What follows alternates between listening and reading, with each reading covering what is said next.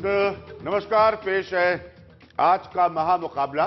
चर्चा सिर्फ और सिर्फ भारतीय जनता पार्टी के बारे में मैं करना चाहता था कि उनका एजेंडा, उनके प्रॉमिसेस के हिसाब से, उनके वादों के हिसाब से जो इतनी बड़ी जीत बीजेपी को हासिल हुई है, स्वाभाविक है कि उम्मीदों का स्तर भारतीय जनता पार्टी से और खासतौर पर नरेंद्र मोदी से, क्योंकि नरेंद्र मोदी सबसे बड़ा चेहरा है रहे इस पार्टी का, बहुत ज्यादा है। लेकिन इन सबके बीच में एक ऐसी घटना आज हो गई जो पहले हिस्से में जिसने मुझे फोर्स किया अपने एजेंडे को बदलने के लिए, और वो है बिहार के मुख्यमंत्री नीतीश कुमार का इस्तीफा। एक समय था, ये बहुत जरूरी है यहां पर याद दिलाना भारतीय सियासत में, जब नीतीश कुमार एक संभावित प्रधानमंत्री हो सकते हैं, उन्होंने बिहार बदल दिया, इस तरह की बातें होती थी। उसके बाद बिहार में सियासी चमत्कार हुआ इन लोकसभा चुनाव में, और नीतीश कुमार बुरी तरह से, अंग्रेजी में जिसे कहते हैं, डेसिमेट हो गए, यानी कि ध्वस्त हो गए। उन्होंने नैतिक जिम्मेदारी ली और कहा कि मैं अपने पद से इस्तीफा दे रहा हूं। मेरे साथ कुछ ऐसे ज्ञानी लोग मौजूद हैं, उनमें से एक हमारे पुराने साथी मनोरंजन। तो उनसे हम पहले तो समझेंगे कि ये इस्तीफा देने का मतलब क्या होता है, फिर कुछ नौजवान यहां पर मौजूद है, हम भारतीय जनता पार्टी के एजेंडे की तरफ जाएंगे। लेकिन इसमें कोई दो राय नहीं है कि जो नीतीश कुमार से जुड़ा घटनाक्रम है वो भी सीधे तौर पर भारतीय जनता पार्टी से ही जुड़ा है। कल मैंने आपकी मुलाकात धर्मेंद्र प्रधान साहब से कराई थी। अमित शाह अगर उत्तर प्रदेश में चमत्कार के लिए रिस्पॉन्सिबल हैं, तो धर्मेंद्र प्रधान बिहार में भारतीय जनता पार्टी के चमत्कार के लिए रिस्पॉन्सिबल हैं। और कल से लेकर आज तक इन्होंने मुझे नहीं बताया कि पासवान को ये कैसे बीजेपी में लेकर आए। अभी भी ये कह रहे हैं कि उस एजेंडे को छोड़ दिया। उर्मिलेश जी हैं, बहुत अच्छे से बिहार वहां की सियासत को समझते हैं। मनोरंजन से मैं आपको मिलवा ही चुका हूं, और मनीष के पास हम चलेंगे। हमारे साथी मनीष कुमार, वो पटना से हमारे साथ जुड़ेंगे। बड़ी खबर यह है कि नीतीश कुमार ने, जो पहले सही मायने में एनडीए के पुराने साथी थे और खुलकर राजनीतिक विरोधी बने नरेंद्र मोदी के, रिश्ता टूटा ही नरेंद्र मोदी के बन। इससे पहले जरा देखते हैं बनारस में नरेंद्र मोदी क्या बोल रहे हैं इस वक्त। उसके बावजूद भी बनारस के नागरिकों ने मेरे मौन पर भी मोहर लगा दी।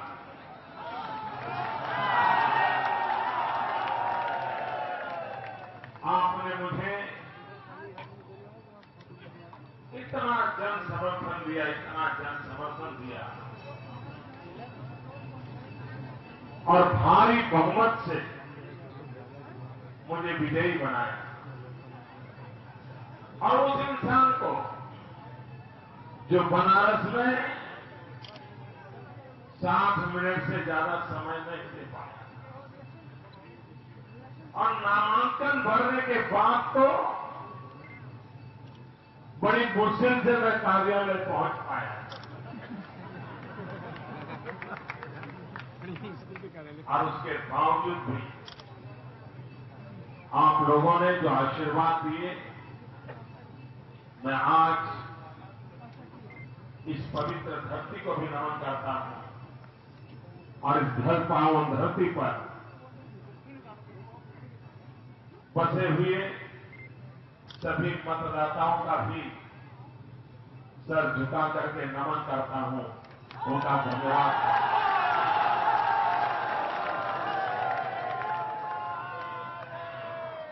और मैंने जिस दिन नामांकन भरा था,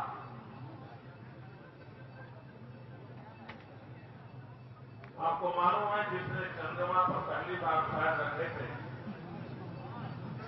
नील आर्मस्ट्रांग, उसने अपनी डायरी में लिखा था कि जब मैं चंद्रमा पर जा रहा था, मैं एस्ट्रोनॉट था, मैं एक अवकाश यात्री था, लेकिन जब मैं लौट रहा हूं तो मैं एक पूरे ब्रह्मांड का अंश, एक छोटे से मानव के रूप में लौट रहा हूं। मुझे भी लगता है कि जब मैं बनारस की ओर चल पड़ा था तब तो मैं एक उम्मीदवार के नाते आया था, लेकिन जैसे ही मां गंगा के पावन पवित्र धारा से पवित्र हुई इस धरा पर मैंने नामांकन के दिन जब फॉर्म भरा, अपना पता भरा था, उसी दिन मैं मानता हूं, मैं भले ही निकला था उम्मीदवार बनने के लिए, मैं तो इस धरती का बेटा बन गया।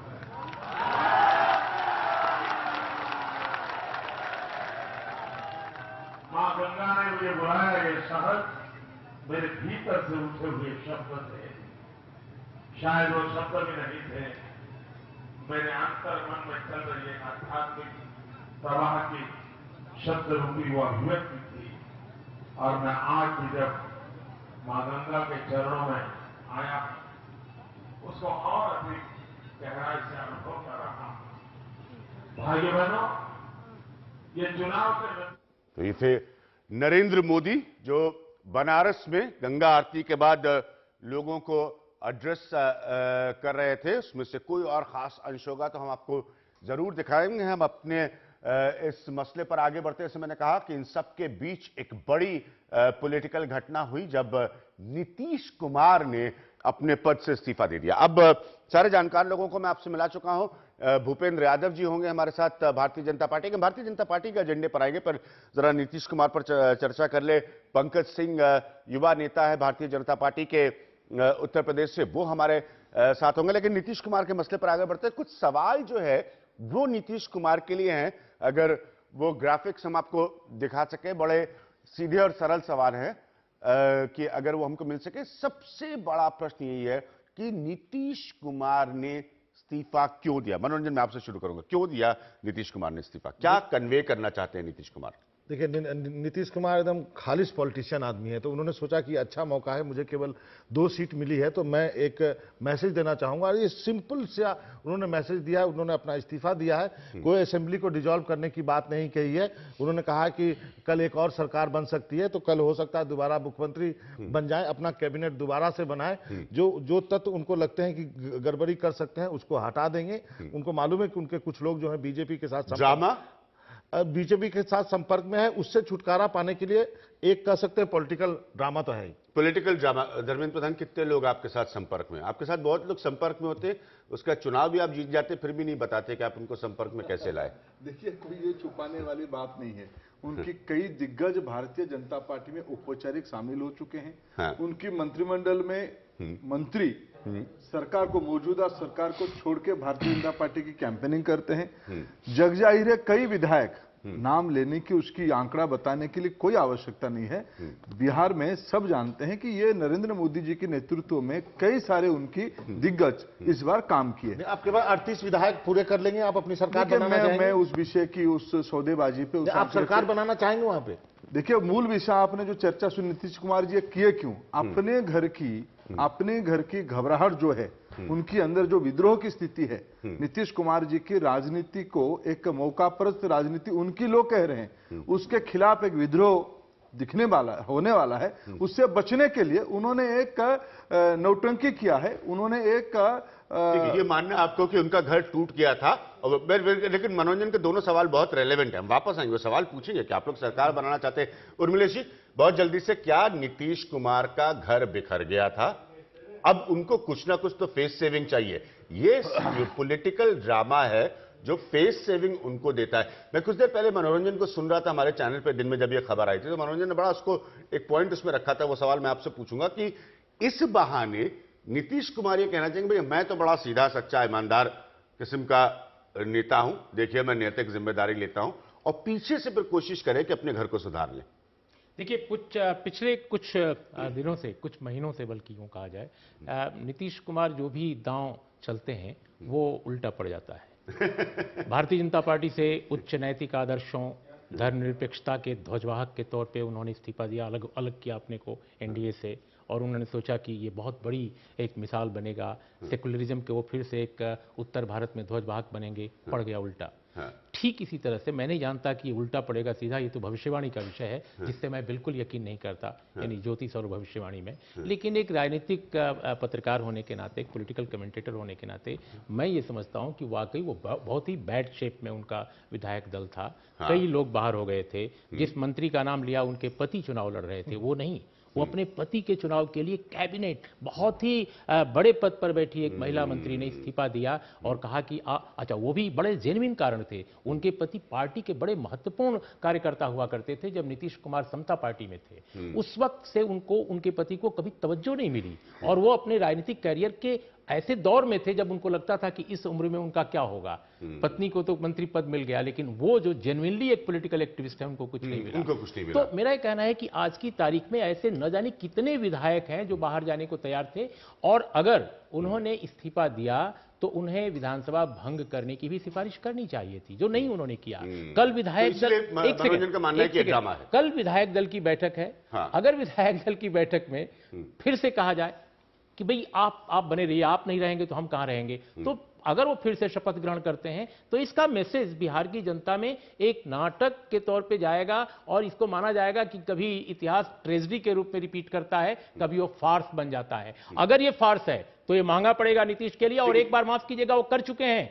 आपको मैं बताऊं, भाजपा और जनता दल यू विधायक दल की संयुक्त बैठक में भोला सिंह नाम के एक वरिष्ठ सदस्य ने, जो बीजेपी के हैं, उन्होंने हंगामा किया, शोर मचाया और कहा कि विधायकों की पूछ नहीं हो रही है, विधायकों को लगातार इग्नोर किया जा रहा है। नीतीश जी ने कहा हम इस्तीफा दे देंगे, अगर आप लोग मुझ पर भरोसा नहीं करते इस्तीफा दे देंगे। लेकिन लोगों ने कहा नो नो नो नो, आप चले जाएंगे तो हमारा क्या होगा, आप बिल्कुल आप बने रहिए। तो नीतीश कुमार ये दिलचस्प बात को एडमिट करता हूं मनोरंजन के सामने, धर्मेंद्र के सामने, कि मैं उतना नहीं समझता भारतीय बिहार की सियासत को। भूपेंद्र जी हमारे साथ जुड़ गए, बीजेपी के एजेंडे पर हम आएंगे। आज पंकज हमारे साथ जुड़े हुए हैं। जो बड़े प्रश्न हम नीतीश कुमार से पूछ रहे हैं कि क्या बिहार में बीजेपी सरकार बनाने की कोशिश करेगी, ये सवाल हम धर्मेंद्र प्रधान से पूछेंगे। नीतीश का इस्तीफा जो है वो जिम्मेदारी है नैतिक, या वाकई एक मजबूरी है, या सारा ये ड्रामा है? क्या जेडीयू में बड़ी टूट हो सकती है, जिस बात की तरफ मनोरंजन, धर्मेंद्र प्रधान और उर्मिलेश जी इशारा कर रहे हैं? क्या नीतीश को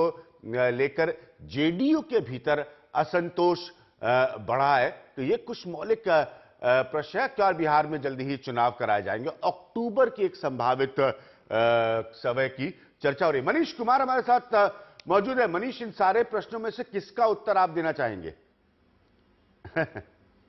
देखिए, मैं आपको एक ही चीज बताऊंगा कि आज सब लोग ये कह रहे हैं, कल तक धर्मेंद्र प्रधान जी आपके साथ पैनल में हैं, कल उनकी पार्टी और आज उनकी पार्टी के कई नेताओं ने कहा था कि नीतीश कुमार को नैतिकता के आधार पर इस्तीफा दे देना चाहिए। उनके सहयोगी रामविलास पासवान ने भी आज 1:30 बजे उन्होंने यही मांग की थी। जब उन्होंने इस्तीफा दे दिया तो उन्होंने कहा कि ये इस्तीफा नहीं है, नाटक है, असेंबली क्यों नहीं डिसॉल्व किया।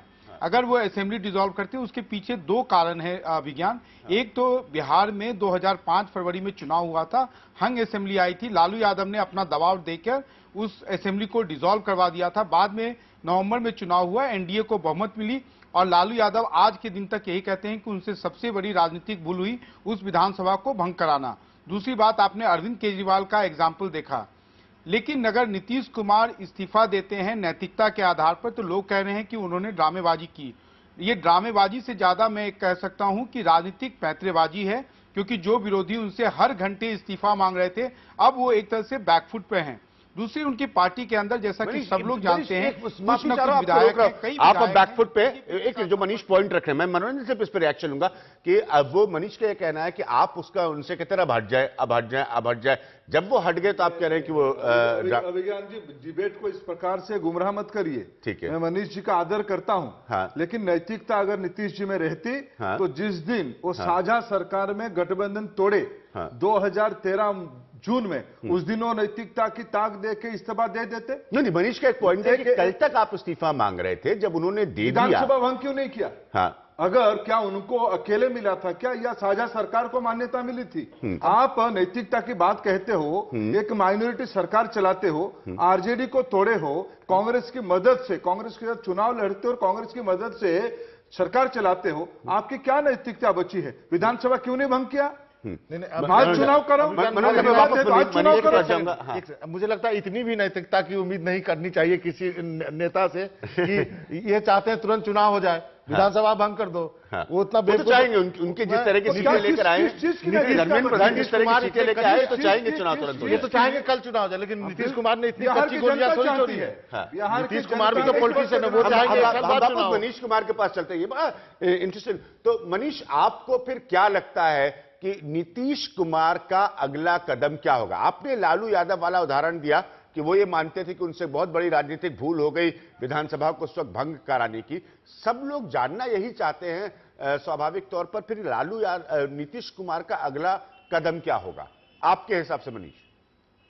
लेकिन देखिए अभिज्ञान, नीतीश कुमार का अगला कदम से ज्यादा वो बीजेपी को एक्सपोज करेंगे, क्योंकि बीजेपी के सारे वरिष्ठ नेता धर्मेंद्र प्रधान के अलावा, मैं आपको कह दूं कि धर्मेंद्र प्रधान ऐसे नेता हैं जो ज्यादा बड़बोलापन नहीं दिखाते हैं, लेकिन उनके अलावा छोड़कर बिहार बीजेपी के सारे वरिष्ठ नेताओं ने यही कहा था कि 50 से अधिक जनता दल यूनाइटेड के विधायक उनके साथ संपर्क में हैं।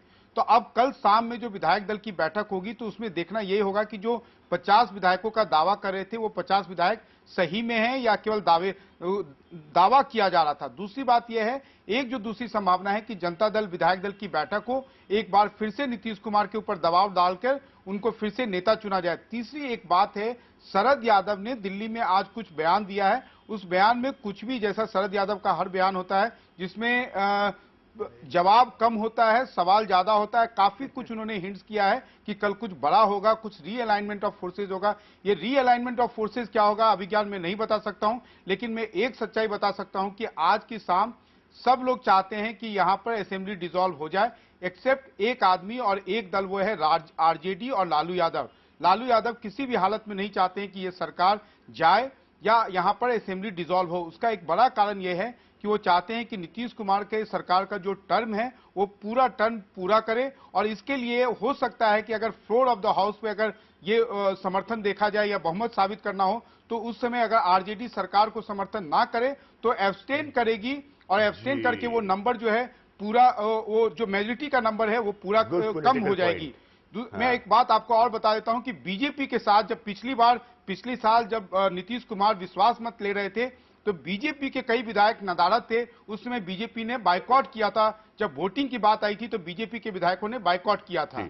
वक्त मनीष में आऊंगा वापस आपके पास, थोड़ा सा समय दे रहा हूं, मैं सबसे माफी चाहूंगा क्योंकि एजेंडा स्वाभाविक है, स्वतः भारतीय जनता पार्टी का था, लेकिन सब नौजवान यहाँ बैठे समझ पा रहे ना बिहार में कितना लोग दिमाग सियासी ऊपर नीचे, सिर्फ मनोरंजन और धर्मेंद्र जी समझ पाते। आप कहीं मत जाइएगा, हम वापस आ रहे हैं। आप देख रहे हैं महामुकाबला।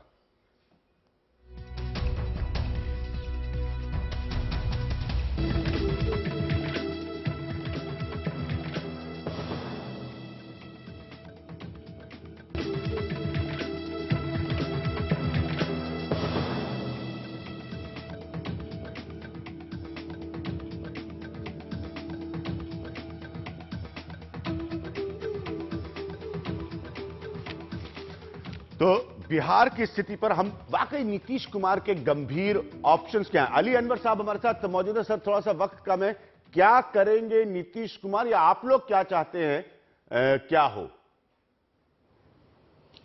अभिज्ञान जी जी सर। अभिज्ञान जी, ब्रेक से पहले हम धर्मेंद्र प्रधान जी को सुन रहे थे। उन्होंने कहा कि नीतीश कुमार जी ने इस्तीफा तो दे दिया, उन्होंने विधानसभा को भंग क्यों नहीं किया, भंग करने की सिफारिश क्यों न की, और अगर वो भंग करने की सिफारिश भी किए होते तो धर्मेंद्र प्रधान जी यह कहते कि नीतीश कुमार ने इस्तीफा तो दिया, विधानसभा को भंग करने की सिफारिश इसलिए कर दी कि केयर टेकर मुख्यमंत्री बने रहें और उन्हीं के नेतृत्व में चुनाव हो। इस लिप्सा में, पद की लिप्सा में उन्होंने विधानसभा भंग करने की सिफारिश कर दी और कांग्रेस से साठगांठ करके, अभी तो कांग्रेस की ही सरकार है, उन्होंने विधानसभा का भंग करा लिया, ये आरोप लगा देते। तो अब बीजेपी का तो कई मुंह है, इनके कई लोग कई तरह की बात करते रहते हैं एक साथ। अब इनके, ठीक ही कहा आपके संवाददाता मनीष जी ने पटना से कि इनके नेता कई लोग कह रहे हैं कि 50 एमएलए हमारे संपर्क में हैं, अंदर से एकदम टर्माइल की स्थिति अली है। अनवर साहब, वक्त तो भाई कम सब है, स्थिति है, नीतीश कुमार सब क्या स्थिति करेंगे? है। लोग सिर्फ ये जानना चाहते हैं। सर, सीधा सरल प्रश्न है मेरा, नीतीश कुमार क्या करेंगे? उन्होंने इस्तीफा दे दिया, अभिज्ञान जी, नहीं करने का फैसला लिया, लेकिन वो अब क्या करेंगे? अगर आपको पता है तो बता दीजिए, वरना कोई दिक्कत नहीं। नीतीश कुमार जी, सुन लीजिए, अभिज्ञान जी, जो करना था उन्होंने कर दिया। ठीक है। अब तो अगला काम धर्मेंद्र प्रधान जी को करना है। ठीक है। अगर 50 इनके साथ है ही, हमारे पार्टी के एमएलए, तो लेकर के सरकार बना लें। अब तो इनको न चलना है, हमने तो करना है इनको करना है। मेरे पास वक्त बहुत कम है। जो करना है आप लोगों को करना है, मुझे कार्यक्रम करना है। सर, आप क्या करेंगे? अभिज्ञान जी, अली अनवर जी मेरे बड़े भाई है, मित्र, हम लोग राज्यसभा में है। हाँ। मैं उनको बिहार भर में 2.5 महीने में कैंपेनिंग करते हुए नहीं दिखा उनकी पार्टी के लिए। हाँ। मैं ऐसे वो बताए, अगर उनमें मेरे बड़े भाई सच कहेंगे, क्या उनकी सरकार के मंत्री जिनके बारे में अभी उल्मेश जी कह रहे थे, वो इस्तीफा उनकी सरकार से देकर हमारे लिए काम नहीं किए? बाकी रहा उनकी अंतर्कलह की, क्या आज शाम की माननीय राष्ट्रीय अध्यक्ष जदयू शरद यादव जी की जो बयान आया है, क्या उनके बयान और नीतीश जी के बयान दो ये अंतर्विरोधी बयान नहीं है? ये प्रमाणित करता है अपने घर की कलह को छुपाने के लिए ये एक राजनीतिक मौका परस्ती जो नीतीश बाबू की माहिर है, जिसमें सिद्धहस्त है, उसको उन्होंने किया है। उर्मिलेश जी, एक फाइनल कमेंट आपसे। बिहार पर चर्चा ये खत्म करके मैं बीजेपी की तरफ बढ़ूंगा। अली अनवर साहब और धर्मेंद्र प्रधान दोनों लोगों ने जो टिप्पणी की है, उसके संदर्भ में मैं एक केवल छोटी सी बात कहना चाहता हूं। अनवर साहब, मैं कंक्लूड कर रहा हूं। अपनी बात चल, ठीक है, आपको 1 मिनट का समय दूंगा, उसके बाद जी मैं तुरंत कंक्लूड कर रहा हूं। मुझे लगता है कि वाकई जो जनता दल यू है उसकी राजनीतिक सेहत अच्छी नहीं है। ठीक है। मैं बहुत सम्मान करता हूं नीतीश कुमार जी का, और वो एक अच्छे राजनेता हैं, उनके अंदर राजनीतिक मूल्यों के प्रति प्रतिबद्धता भी है। लेकिन मैं आपको बताऊं, सेहत इसलिए अच्छी नहीं है क्योंकि इस दल में कमिटमेंट जो पॉलिटिक्स का है, जो वैल्यूज का है, उसमें कमी आई है। और दूसरी बात, अभी अगर उनको समझना है और संभलना है तो उन्हें भारतीय जनता पार्टी की परवाह करना छोड़ देना चाहिए, अपनी सरकार की परवाह करना छोड़ देना चाहिए, और जो सामाजिक आधार उनका बिखरा है उनकी गलत फैसलों से आपको नए सोशल सेगमेंट्स में जाना होगा। और ये सिर्फ उनके लिए नहीं, मैं समझता हूं लालू प्रसाद को भी अगर बिहार में कामयाब होना है तो हिंदुत्वीकरण जो हुआ है पिछड़ों का और दलितों का, जो उनके सामाजिक वर्गों का, उस हिंदुत्वीकरण को रोकने की कोशिश करनी होगी, वरना कर्पूरी ठाकुर की पूरी राजनीतिक विरासत को ये दोनों महापुरुष चौपट कर देंगे, जो होती नजर आ रही है। अली अनवर साहब, बहुत जल्दी से जी प्लीज। हाँ, बिल्कुल बिल्कुल। अभिज्ञान जी, देखिए, अभी धर्मेंद्र अभिज्ञान जी, हाँ बोलिए सर। अभिज्ञान जी, अभी धर्मेंद्र प्रधान जी ने अभी एक बात कही है कि अली अनवर साहब 1.5 महीना इलेक्शन कैंपेन में कभी कहीं नहीं दिखे। देखिए, बीजेपी का ये मुस्कुरा रहे हैं, यही तरीका है भाई भाई में झगड़ा लगाना, मियां बीबी में इनका चले तो झगड़ा लगा। खुद ही आपको बड़ा भाई बोल रहे थे थोड़ी देर पहले। कहां थे? इनकी सलाह मान लेनी चाहिए। भाई साहब, आप कहां थे? इन्हीं की सलाह मान करके कुछ और लोग इनके नेता दिग्भ्रमित हुए हैं। घर बैठे तो देखिए, मैं 1.5 महीना इलेक्शन कैंपेन में रहा हूं, हेलीकॉप्टर से कैंपेन में रहा हूं। ठीक है, अब आप लोग कुंठा पर चर्चा जो है वो चाय के साथ कर ले। आप दोनों लोग राज्यसभा के सदस्य, जैसा कि आपने बताया, आप लोगों का बहुत बहुत शुक्रिया। धर्मेंद्र जी, आप यही रहिएगा। भूपेंद्र यादव हमारे साथ है। अब जो बड़ा प्रश्न जिसके लिए मैंने 2 घंटे का समय मुकर्रर किया था, भूपेंद्र जी ने बड़ा अच्छा प्रश्न मुझसे पूछा कि भैया आप कैसी चर्चा करने वाले, अलग अलग बीजेपी के नेताओं को बुलाकर ही बीजेपी पर चर्चा, लेकिन बहुत महत्वपूर्ण है 2-3 बातें, और जरा गंभीर बात है, इसको समझिए। इस चुनाव के नतीजों से निकल कर आई हैं। पहली, क्या ये मुल्क पारंपरिक राजनीति की बातों से कहीं पर ऊपर उठ गया है? दूसरी, उम्मीद के हिसाब से लोग अब किसी नेता पर इतना बड़ा भरोसा कर सकते हैं, यह नरेंद्र मोदी ने साबित कर दिया है। तीसरी, अगर किसी सरकार के खिलाफ नाराजगी होती है, एंटी इनकम्बेंसी होती है, इसीलिए कांग्रेस पर आज मैं चर्चा नहीं कर रहा हूं, वो सब आप जानते हैं, तो उस नाराजगी को इस स्तर तक और इस व्यापक पैमाने तक एक्सप्रेस करता है वोटर, उसकी अभिव्यक्ति करता है वोटर, ये एक बहुत बड़ी बात है। और चौथी सबसे बड़ी बात, जो चुनौती का पॉइंट है, वो ये है कि फिर अगर नरेंद्र मोदी यहां इस मकाम पर हैं, जो कि वो हैं, इसमें कोई दो राय नहीं है, तो उनसे सरकार से जो उम्मीदें होंगी, जो एक्सपेक्टेशन होंगी, शास्त्र के क्षेत्र से लेकर किसी गांव के किसान के लिए काम करने की, क्या उस पर खरा उतरना आसान होगा? ये बड़ा गंभीर एजेंडा है। हम इस पर आएंगे एक छोटे से ब्रेक के बाद और अलग अलग भारतीय जनता पार्टी के नेताओं से बात करेंगे इस पर।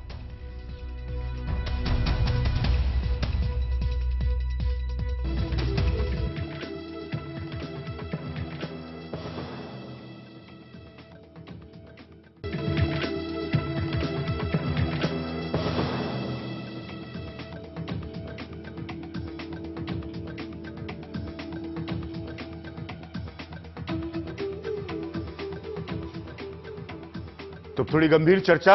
नरेंद्र मोदी बनारस में है, गंगा आरती के बाद भाषण दे रहे थे। लोकप्रियता तो आप चरम सीमा पर है सकता नरेंद्र मोदी की। गंभीर विषय, कांग्रेस के पिछले 2 साल में जो देश की आर्थिक स्थिति थी, खासतौर पर इन्फ्लेशन, महंगाई का मसला था, रुपए के ऊपर नीचे होने की परिस्थिति थी, इन सब से एक ऐसे माहौल में जहां ऐतिहासिक सफलता भारतीय जनता पार्टी हासिल करती है, उसको सरकार संभालनी है। नारा भी बीजेपी और नरेंद्र मोदी देकर आ रहे हैं कि अच्छे दिन आने वाले हैं। ये नारा है भारतीय जनता पार्टी के नेता नरेंद्र मोदी का। बीजेपी इस अच्छे दिन को लाने के लिए, अच्छे दिनों को लाने के लिए, स्वाभाविक है देश ने इस नारे को सुना, ना सिर्फ इस नारे के प्रति आकर्षित हुआ, इस नारे से इतना आकर्षित हुआ कि बीजेपी को अकेले बहुमत से ज्यादा सीटें दे दी। ये अच्छे दिन आने का मतलब क्या है, और इसी पर हम सबसे ज्यादा चर्चा करेंगे। धर्मेंद्र प्रधान मेरे साथ हैं, भूपेंद्र यादव हैं मेरे साथ, पंकज सिंह है। उत्तर प्रदेश में जबरदस्त सफलता, बल्कि मेरे हिसाब से तो अभी तक मैंने 1995 के बाद से लगातार उत्तर प्रदेश की सियासत देख रहा हूं, ऐसी सफलता किसी भी पार्टी को मिलते कभी सुना नहीं था। तो ये अच्छे, मेरे साथ प्रेम शुक्ला है, शिवसेना बीजेपी एक युति बहुत पुरानी थी, 15 साल बाद इसको वापसी करने का मेरे हिसाब से महाराष्ट्र की सियासत को मैं लंबे समय से जानता हूं, मौका मिला है। ये अच्छे दिन का फॉर्मूला क्या बीजेपी जल्दी से जल्दी क्रैक कर पाएगी? भूपेंद्र यादव, मैं आपसे शुरू करता हूं। कोई भी इकोनॉमी, और मैं आप जानते हैं पॉलिटिकल इकोनॉमी के विषय पे बहुत लिखता हूं, इंपॉर्टेंट फैक्टर यह है, गंभीर बात यह है कि साल से 1.5 साल का आप समय मानकर चलते हैं। अंतर्राष्ट्रीय स्तरों पर भी हमने देखा है कि खासतौर पर यूरोपीय राज्यों का उदाहरण सामने देशों का है कि जहां पर इकोनॉमी बहुत बुरी स्थिति में भी, तब भी आपको साल से 1.5 साल का समय चाहिए होता है। क्या नरेंद्र मोदी, जिससे आज ऐसा लोग उम्मीद कर रहे हैं कि नरेंद्र मोदी बैठेंगे और डिसीजन लेंगे और सब कुछ सही हो जाएगा, क्या नरेंद्र मोदी और भारतीय जनता पार्टी ये रियलाइज करती है? निश्चित रूप से, क्योंकि पिछले 10 साल के हिंदुस्तान की अगर आप राजनीति को, और जिन्होंने शासन किया है उसको अगर आप देखेंगे कि जो प्रधानमंत्री पद पर बैठे वो किसी के प्रति उत्तरदायी नहीं थे, उनको तो सरकार लानी नहीं थी, और जो सरकार लाने का दावा करते थे वो किसी के प्रति उत्तरदायी बनना नहीं चाहते थे। तो उस कारण एक जो जवाबदेही की जो सरकार थी, जिसको जवाबदेही कहते हैं, उस जवाबदेही का अभाव था। और नरेंद्र भाई मोदी ने पिछले 10 साल गुजरात के मुख्यमंत्री के रूप में योजनाओं का क्रियान्वयन करके एक बेहतरीन प्रशासक के रूप में अपनी भूमिका को निभाया है।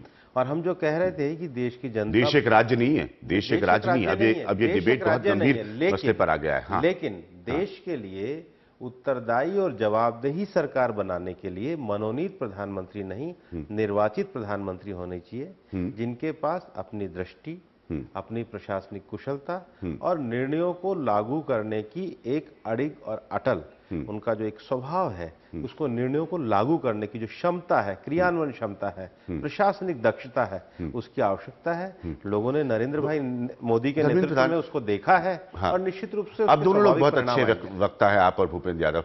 ये अच्छे शब्द है, टेलीविजन पर कहे जाने वाले अच्छे शब्द है। हकीकत यह है कि इकोनॉमी आपकी बहुत बुरी स्थिति में है। महंगाई एक ऐसा विषय है जो कोई भी आम हिंदुस्तानी, यहां पर थोड़े से नौजवान बैठे जो चाहेगा कल सुबह से ठीक हो जाए। हाँ, पेट्रोल के दाम, डीजल के दाम, सब्सिडी जैसी समस्याएं, ये किसी सरकार या नरेंद्र मोदी जैसे प्रधानमंत्री का समझने का, जानने का शायद इतना इंतजार नहीं करें। क्या यह दबाव है आपके ऊपर? कोई दबाव नहीं है। क्यों? जनता इस सारा विषय को समझती है। ये अभियान पिछले 6 महीने से चला है। ये जो थीम चली है ना, एक जिसको मेरे मित्र ने एक अच्छे शब्द में, सहज शब्द में लगाया कि जवाबदेही नहीं थी, इसीलिए लोगों ने विकल्प ढूंढा। मैं उसके साथ और 2 शब्द लगाता हूं। उसकी है जवाबदेही के आगे भरोसा नहीं था, उम्मीद भी जुड़ी हुई थी। मध्यवर्गीय परिवारों की, गरीब परिवारों की, पिछड़े परिवारों की आर्थिक दृष्टि से, सामाजिक दृष्टि से जो ये कुनबा है, इनकी मन में कुंठा बन चुकी थी। इस कुंठा को एक सकारात्मक रूप, भरोसा नरेंद्र मोदी जी ने अपने नैरेटिव्स में दिया है। इस अभियान के दौरान प्रश्न खड़ा किया, जिस प्रश्न को आप इंगित करते हो, कौन सी जादू की छड़ी है मोदी जी के हाथ में? हाँ, आते ही वो चला देंगे, आते ही चला देंगे। हाँ। मोदी जी ने इस सारे अभियान पे एक महत्वपूर्ण बात उन्होंने किया। हाँ। इस चुनाव की अभियान पे उन्होंने कहा कि ये जनता के साथ संवाद करने के लिए, जन प्रबोधन की एक बड़ा मौका है। उन्होंने आम सभाओं में पूछा, मेरे हाथ में तो कोई जादू की छड़ी नहीं है, आप मेरे पे भरोसा कर रहे हो, मैं कर सकता हूं।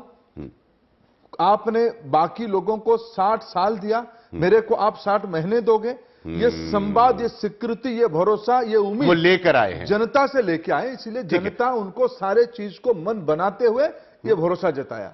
जैसे राजस्थान के जब चुनाव हुए थे, भूपेंद्र यादव जैसे नेताओं ने कमाल का प्रदर्शन किया था, वहां पर वसुंधरा राजे सिंधिया ने उस चुनाव को लीड किया। धर्मेंद्र प्रधान ने बिहार में तस्वीर बदली, एक युवा चेहरा भारतीय जनता पार्टी का। उत्तर प्रदेश में अमित शाह ने कमाल के नतीजे दिए भारतीय जनता पार्टी को। पंकज सिंह हमारे साथ मौजूद है। पंकज, एक जो इंपॉर्टेंट पॉइंट, हम बड़ी गंभीर चर्चा कर रहे हैं कि आज युवाओं की एस्पिरेशन, सब लोग कहते हैं कि नरेंद्र मोदी को युवाओं का वोट हासिल हुआ इन चुनाव में। एक नेचुरल एनालिसिस ये कहती है कि ये वो वोट होता है जो कहीं पर प्रादेशिक फैक्टरों से, जाति के फैक्टरों से उठकर वोट देता है। युवा में जोश होता है, युवा में उम्मीद होती है। अब ये युवाओं को काम चाहिए, ये युवाओं को अच्छी बातें टेलीविजन पर इतनी नहीं सुननी है, और ये आप लोगों को महसूस होता है जमीन पे। ये आपका चैलेंज है। अब नरेंद्र मोदी का टाइम आ गया है टू डिलीवर। धर्मेंद्र प्रधान का मानना है कि वो 60 महीने का समय लेकर आए। मेरे जैसे लोगों का मानना है शायद 60 महीने का समय किसी नरेंद्र मोदी जैसी लोकप्रियता के प्रधानमंत्री के पास नहीं होगा। पंकज।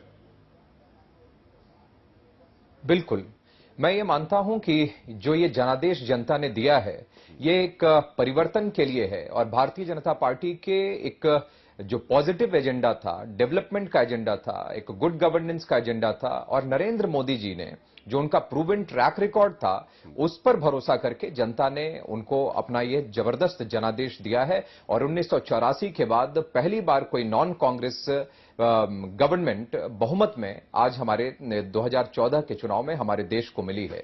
ये बात सही है कि नौजवानों ने और कम उम्र के लोगों ने भारतीय जनता पार्टी को और नरेंद्र मोदी जी पर जबरदस्त तरीके से भरोसा किया है, और यही कारण है कि सभी दीवारों को ध्वस्त करते हुए, सभी जाति और धर्म के आधार पर बहुत सारे नेताओं ने, बहुत सारे पॉलिटिकल पार्टीज की तो उत्पत्ति ही मैं उत्तर प्रदेश में भी कह सकता हूं, जिनकी जाति और धर्म के आधार पर हुई, जो जाति और धर्म के नाम पर अपनी राजनीतिक गोटियों की बिसात जो बिछाने का प्रयास करते थे, उन सभी को जनता ने और नौजवानों ने अब जबरदस्त जवाब दिया है। और इन ऐसी राजनीति करने वाले लोगों को यह मुंहतोड़ जवाब इस चुनाव में हमारे नौजवानों ने दिया है। आप कहीं मत जाइएगा, यहाँ पर कुछ नौजवान बहुत गौर से सुन रहे हैं आपकी बात। मैं छोटा सा ब्रेक मैं चाहूंगा, ये लोग आपसे कुछ प्रश्न पूछें, क्योंकि मैं, आप समझ रहे हैं मैं किस तरह के बहुत सारे और लोगों के साथ हम इसका आकलन कर सकते थे, लेकिन मैं ले रहा हूं यहाँ पर एक छोटा सा ब्रेक। मैं चाहूंगा कि नौजवान जो अब चुनाव हो गए हैं, नरेंद्र मोदी इस देश के प्रधानमंत्री होंगे, उम्मीद इतनी ज्यादा है नरेंद्र मोदी से। ये छोटे से कुछ संख्या में नौजवान यहां पर मौजूद है। मैं सुनना चाहूंगा कि ये क्या सोचते हैं कि नरेंद्र मोदी क्या कर सकते हैं। धर्मेंद्र प्रधान का कहना सही है, किसी नेता के पास, मनमोहन सिंह ने यह बात कितनी बार कही है, जादू की छड़ी कोई होती नहीं है। दोबारा एक ब्रेक के बाद।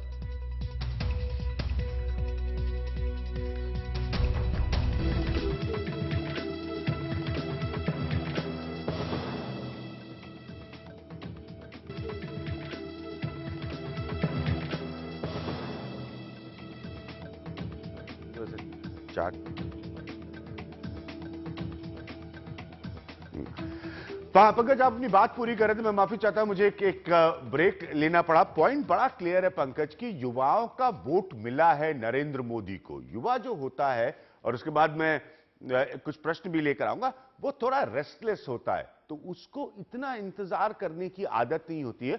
उम्मीद बहुत जल्दी होती है युवाओं को, लेकिन हताशा भी बहुत जल्दी युवाओं को ही होती है।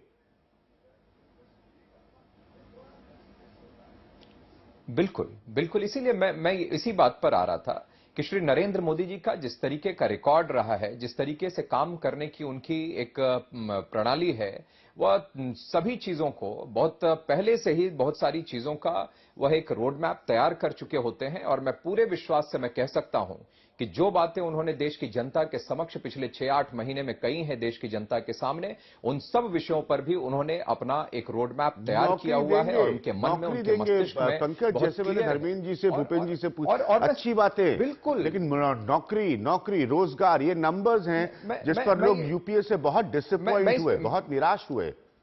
हाँ पंकज प्लीज। बिल्कुल निराश हुए। इंफ्रास्ट्रक्चर के क्षेत्र में भी मैंने देखा कि ये कांग्रेस पार्टी या यूपीए की गवर्नमेंट ने, ये मैं नहीं कह रहा बल्कि अपने एफिडेविट में कई स्थानों पर सरकार ने एक्सेप्ट किया है कि एनडीए की जो 6 साल की सरकार रही है, जैसे सिर्फ मैं रोड कंस्ट्रक्शन की भी बात मैं करूं तो पिछले 25 साल में उतने काम नहीं हुए थे जो सिर्फ एनडीए शासन काल में हुए थे। अगर इंफ्रास्ट्रक्चर पर हम सब लोगों का ध्यान होगा, अगर हम सब लोग फिजिकल इंफ्रास्ट्रक्चर अपने देश में हम सब लोग मुहैया करा सकते हैं, तो निश्चित रूप से उन्होंने टूरिज्म की बात कही, उन्होंने छोटे स्मॉल स्केल इंडस्ट्रीज को डेवलप करने की बात कही, और अलग अलग राज्य वाइज और अलग अलग क्षेत्र वाइज भी उन्होंने इन सब चीजों को बढ़ाने का पर अपना जोर दिया है। तो निश्चित रूप से, और एक तो बहुत सारी चीजों में माहौल इंडिया में पिछले 10 साल में और खास तौर पर पिछले यूपीए 2 में मैं कह सकता हूं कि जिस तरीके से करप्शन बढ़ा था, उससे हम सब लोगों का बाहर भी, विदेशों में भी भारत को लेकर यहां पर इन्वेस्टमेंट करने में बाहर से लोग घबराते थे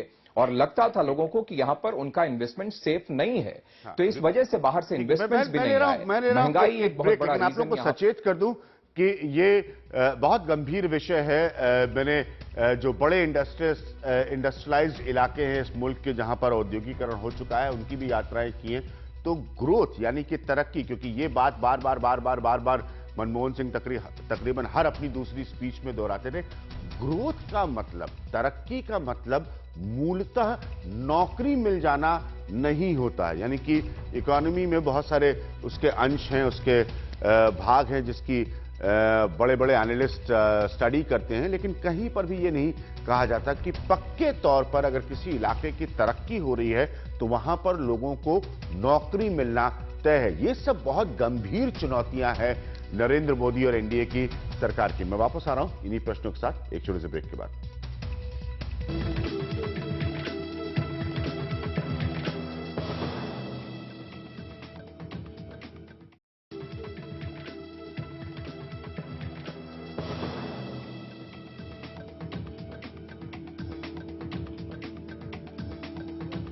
हमारे साथ प्रेम शुक्ला जुड़ रहे हैं।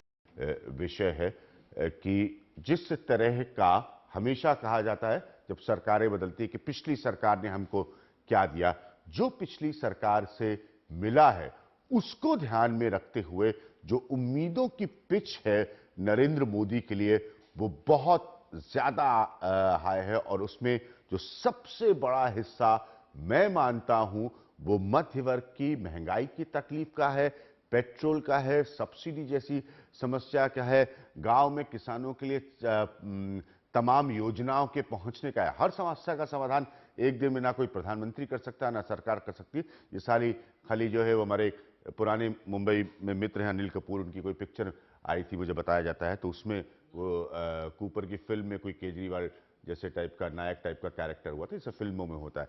हकीकत में ये बहुत गंभीर विषय है।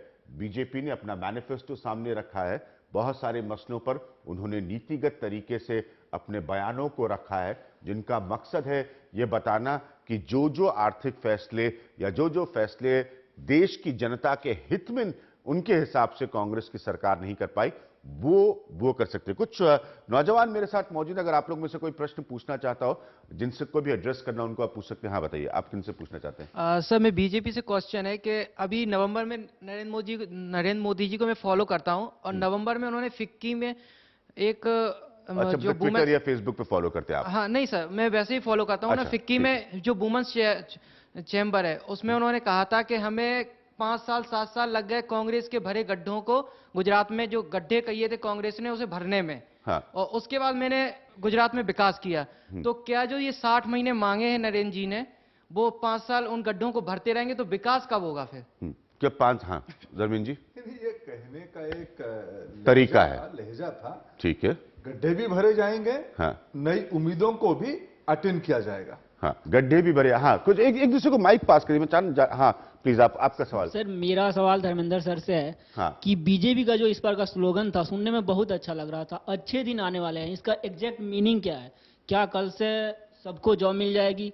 एजुकेशन, खासकर बिहार में जो एजुकेशन का सिस्टम है वो सही हो जाएगा? अभी एक सर्वे आया था सर बिहार में एजुकेशन का, जिसमें जो शिक्षा मित्र के टीचर थे उसमें से 80% का एक 5th क्लास का टेस्ट लिया गया था, उसमें 80% जो टीचर थे वो फेल हुए थे। तो आप लोग किस तरह से सोच रहे हैं बिहार के एजुकेशन को सही लाने के लिए? बिहार के स्टूडेंट काफ़ी टैलेंटेड होते हैं, फिर भी उन्हें अदर स्टेट में जाना पड़ता है, वहाँ पे धक्का खानी पड़ती है। आप क्या सोचते हैं इसके बारे में? आप, मेरे ख्याल में आप बिहार के प्रभारी है, इसलिए पूछना चाह रहे हैं आपसे। मौलिक प्रश्न है। हाँ, ये बहुत मौलिक प्रश्न है, क्या होने वाला है? हाँ, देखिए, 2 प्रकार की शासन व्यवस्था हम लोगों ने देखा है। हाँ, कई उदाहरण उसके हैं, जो गुजरात मॉडल की बात कहा जाता है, यार कहीं अच्छे मॉडल और भी है, मोदी जी खुद भी कहते हैं। सही बात है, क्योंकि आपने गुजरात मॉडल को बेचा और उस पर आपको उन्होंने इतनी बड़ी सफलता हासिल हुई, तो आपके हिसाब से वो सही मॉडल है। उसको हमने, मोदी जी ने उसको कम्युनिकेट करते हुए और कई मॉडल के बारे में बात भी किया है। 2 चीज है, एक रिएक्टिव गवर्नमेंट, कुछ सरकारों की भूमिका कैसे रहती है, कुछ समस्या हो गई, उस समस्या को सुलझाने के लिए उसकी समाधान की काम पे सरकार जुटती है। ये एक तरीका है गवर्नेंस की, सुशासन की, प्रशासन की। दूसरी तरीका है समस्या क्या आ सकती है, मूलभूत समस्या क्या है, उसको एंटिसिपेट करके पहले से एंटिसिपेट करो, उसकी समाधान निकालो। हाँ। इसलिए आज देश की नौजवान, देश के पढ़े लिखे लोग, देश की गरीब तबके के लोग इस प्रकार की जो क्रांति आई है पूछना चाहता है, और वो पूछ भी रहे हैं नौजवान कि क्या करने वाले हो। वो दिन लग गए कि हम करेंगे, अच्छे दिन आने वाले हैं, लेकिन वो पूछ रहे हैं कैसे। बिल्कुल, ये इसी से एक परिपक्व प्रजातंत्र की प्रवास शुरू हो रही है। उत्तरदायी, जिसके बारे में अभी भूपेंद्र जी उल्लेख कर रहे थे, उत्तरदायी तो किसी के वहां रहा नहीं। ये प्रश्न हमको प्रेरित करेगा एक प्रोएक्टिव गवर्नेंस मॉडल खड़ा करने के लिए। लोगों के मन में क्या क्या आएगी, शिक्षा के बारे में, स्वास्थ्य के बारे में, रोजगार के बारे में आप काम करें, आप जवाब दो। हमें कुछ और सवाल लेना चाहूंगा। हाँ जी, सर, मैं आपसे क्वेश्चन करना चाहूंगा कि नरेंद्र मोदी जी ने एक भाषण में कहे थे कि मेरे सरकार बनते ही मैं 160 दिन में बाहर से ब्लैक मनी वापस लाऊंगा। क्या आपको लगता है कि वो 160 दिन में बाहर से ब्लैक मनी वापस लाने में सफल होंगे? मैं जितना मोदी जी की भाषण इस विषय पे सुना हूं, कई इंटरव्यू इन दिनों में आए हैं, उन्होंने स्पष्ट रूप में कहा है ब्लैक मनी को लेकर देश में बहुत चर्चा हुई है। जब हम सरकार में जाएंगे तब फाइल पे देखेंगे, अगर सच में कई 5 लाख करोड़ का कहा है, कोई 3-1.5 लाख करोड़ का कहा है, कई आंकड़े कहा गया है, अगर ऐसा कुछ हुआ है निश्चित रूप में उसको भारत में लाने का जो उचित कार्रवाई है, हाँ, सब करेंगे। संजय सिंह भूपेंद्र यादव, जैसे ब्लैक मनी, उसमें कहा कि हम इस वक्त बहुत गंभीर विषय बात कर रहे हैं। इश्यूज जो हैं, जो आर्थिक क्षेत्र से ज्यादा जुड़े हैं, वो स्वाभाविक है नरेंद्र मोदी की पहली और ज्यादा बड़ी चुनौती होगी, क्योंकि सियासी क्षेत्र के मसले, देश एक दौर से गुजर रहा है जहां सब जानते हैं एसएमई सेक्टर का हाल खराब है, मैन्युफैक्चरिंग का हाल खराब है। नरेंद्र मोदी को यह भी माना जाता है कि वो अपने तरीके से प्रो बिजनेस रहे हैं, यानी कि व्यापार को उन्होंने, उद्योग को गुजरात में बढ़ावा दिया, ये उनको पर आरोप के तौर पर भी लगा है। संजय, पॉइंट ये, जैसे उन्होंने कहा कि आप कह देंगे साहब काला धन वापस ले आएंगे, अब ये तो बाबा रामदेव टाइप का स्टेटमेंट हो गया। अब आप नरेंद्र मोदी हैं, अब आप इस बात के लिए आंसरेबल है कि कैसे आएगा ये काला धन? आप सही कह रहे हैं विज्ञान, इसमें 2 चीज आती है। एक, नरेंद्र मोदी की रिस्पॉन्सिबिलिटी और भी इसलिए बहुत बढ़ जाती है कि ये मैंडेट जो है इतना क्लियर है और इतना पॉजिटिव मैंडेट, बहुत पॉजिटिव मैंडेट, इतना पॉजिटिव मैंडेट है कि लोगों की उम्मीदें और आकांक्षाएं बिल्कुल आसमान पे हैं। तो वो जो पहला सवाल उन्होंने किया था वो सही सवाल है और किसी को करना भी चाहिए जो सरकार आई है, कि गड्ढे भरेंगे या आगे की बात कब होगी? या दूसरा सवाल जो ब्लैक मनी का है, एक तो रामदेव वाला जो आपने जिक्र किया, रामदेव का किसी तरह का इन्फ्लुएंस है, उन्होंने एक पूरा मूवमेंट चलाया हुआ है। हाँ, रामदेव ने मुझसे इंटरव्यू में कहा कि ये मुद्दे हैं जिन पर नरेंद्र मोदी हमसे इत्तेफाक रखते हैं, हमारी बात मानते हैं। वो बीजेपी ने ब्लैक मनी पे एक टास्क फोर्स बनाया था, जिसको एल के आडवाणी की अध्यक्षता में, उसने एक रिपोर्ट भी तैयार की थी। वो आंकड़े सही हो या गलत हो, नरेंद्र मोदी कोई डेडलाइन किसी चीज में टाइमलाइन नहीं दे रहे, क्योंकि अगर आप देखिएगा वो हर चीज में कांग्रेस को 100 दिन में उन्होंने कहा था, किया क्या। बिल्कुल सी बात है। ये मुल्क इस बात का गवाह है कि मनमोहन सिंह को ये कहने के बाद कि 100 दिन में महंगाई कम होगी, आपको पता है मैंने कितने महंगाई पर कार्यक्रम किए थे, बार बार तारीखें देने पर महंगाई कम होने की, उनको पॉपुलरिज्म पे कि जो उनकी लोकप्रियता है उसमें क्या उसमें बुरा हाल पॉजिटिव हुआ है चीज केवल मनमोहन एक है अभिज्ञान नरेंद्र मोदी के प्राइम मिनिस्टर बनने में या बाकी लोग के, नरेंद्र मोदी का कंटिन्यूटी है चीफ मिनिस्टर के तौर पे। वो और मैंडेट बहुत ताकतवर और मैंडेट इतना भूपेंद्र यादव, उसके बाद प्रेम शुक्ला को लाऊंगा नहीं। क्योंकि मुंबई और ब्लैक मनी की बात करें, उस शहर से देश की अर्थव्यवस्था को बहुत बड़ा, जब इस तरह की बातें होती हैं तो अब लोग कोई डिलीवरी मैकेनिज्म सुनना चाहेंगे कि ये होगा कैसे। नारेबाजी अच्छी हो गई, भाषणबाजी अच्छी हो गई, चर्चाएं टीवी स्टूडियोज में अच्छी हो गई, अब वो मेरे ख्याल में ये सब जानना चाहते हैं कि होगा कैसे, आपको ब्लैक मनी लाना है कैसे। निश्चित रूप से सरकार अभी आएगी, नरेंद्र भाई शपथ लेने वाले हैं, पार्टी ने अपना पूरा विजन पत्र जो है वो सबके सामने प्रस्तुत किया है। और मैंने आपको पहले कहा है कि जवाबदेही सरकार, उत्तरदायी सरकार के रूप में जो हमने 3 बातें कही हैं कि भारतीय जनता पार्टी ने अपना एक नीति पत्र रखा है, हम बहुत स्पष्ट और विनम्रता से कह के आ रहे हैं, हमारी नीयत साफ है, और हमने एक नेतृत्व दिया है जिसको अभी समर्थन कर रहे हैं। तो मुझे लगता है वो नेतृत्व अपनी कसौटी पर पूरा खरा उतरेगा। ठीक है, ये अच्छी बातें हैं। मैं कुछ प्रेम शुक्ला, मैं आपसे ये जानने से, मुंबई जैसा शहर, आज वहां पर हम सब जानते हैं कि जो आर्थिक मंदी के दौर से मुल्क गुजर रहा है, कॉर्पोरेट्स बहुत चिंतित है। पॉलिटिकल इकोनॉमी एक ऐसा विषय, मैं बार बार कहता हूं कि ये बहुत गंभीरता रखता है, आज के नीतिगत फैसलों से जुड़ा हुआ। आरोप सीधा है कि इस कॉर्पोरेट ने, आप जिस शहर में बैठे हैं, नरेंद्र मोदी को बैक किया, नरेंद्र मोदी का साथ दिया। नतीजा ऐतिहासिक है, हर संभव पॉलिटिकल ताकत आज नरेंद्र मोदी के पास है। एक तरफ ब्लैक मनी का मसला है, तो क्या दूसरी तरफ नरेंद्र मोदी प्रो कॉर्पोरेट नजर आ सकते हैं? नहीं, देखिए, एक सबसे बड़ी बात यह है कि तैराक तंत्र बनाम खैरात तंत्र की एक जो है बहस, वो कांग्रेस सरकार के बीच चल रही थी। एक अर्थव्यवस्था को जो पार कर दे, तैराक बना दे, उसको शक्ति दे दे, और वो अर्थव्यवस्था, कॉर्पोरेट को आप एकदम से क्रिमिनल की तरह अगर ट्रीट करेंगे, कॉर्पोरेट को अगर अस्पृश्य कर देंगे, तो मुझे नहीं लगता कि अर्थव्यवस्था में बहुत ज्यादा जो है उसका लाभ मिल जाएगा। तो इन्होंने किया क्या था कि जैसे ही 2010 आया, कुछ घोटाले बाहर आए, उसके बाद जो है डॉक्टर मनमोहन सिंह के हाथ पैर बांधकर सिर्फ खैरात तंत्र पर काम किया जा रहा था। इसलिए परिणाम यह हुआ कि हमारे देश के जो निवेशक थे वो भाग खड़े हुए थे विदेशों। हमारे उद्योगपति, रतन टाटा जी ने भी इसको कबूल किया है, हमारे देश के उद्योगपति अब निवेश के लिए जो है भारत को उत्तम डेस्टिनेशन नहीं मान रहे थे, वो बाहर भागे चले जा रहे थे। जब निर्णायक व्यक्ति बैठता है प्रधानमंत्री के कार्यालय में, तो उसका परिणाम दिखाई देता। आप देखिए, 1962 से 1966 के बीच में इस देश की अर्थव्यवस्था बहुत बिगड़ी पड़ी थी, क्योंकि चीन की पराजय के बाद हमारा अर्थतंत्र पूरी तरह से बिगड़ा हुआ था। इंदिरा जी का शासनकाल आया, निर्णय प्रारंभ हुआ, जैसे ही वहां पर आईजी पटेल जैसे लोग बैठे शासन में, आपने देखा कि हरित क्रांति हुई, आपने देखा कि हमारी अर्थव्यवस्था में सुधार आया, फैसले हुए।